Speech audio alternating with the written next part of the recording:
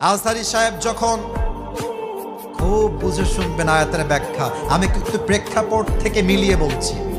2020 সাল, আস্তে আওয়াজ করো না, বলো সবাই, কয় হাজার সাল?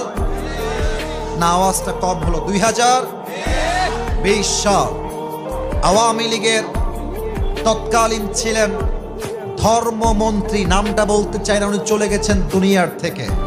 উনি মাইক নিয়ে বললেন আজহারী হচ্ছে জামাতের প্রোডাক্ট। মিথ্যা ব্লেম করে বাধ্য করে আজহারীকে দেশ ছাড়তে বাধ্য করা হলো।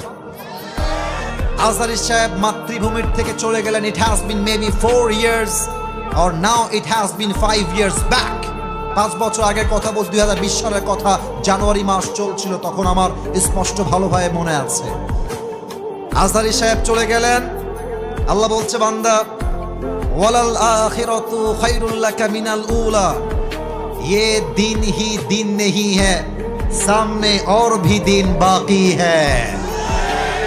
এই মিজানুর রহমান আজহারী, আল্লাহ এই আয়াত দিয়ে বোঝাচ্ছে কি দেখেন, হতে পারে আজকে তোকে বাতিলের দোষর, বাতিল পক্ষরা তোর নয় মিথ্যা ষড়যন্ত্র করে দেশ ছাড়তে বাধ্য করেছে, তবে এমন একটা দিন আসবে তুই আজহারী এই বাংলার মাটিতে বিজয়ের বেশে, রাজার বেশে, সিংহের বেশে প্রবেশ করবি।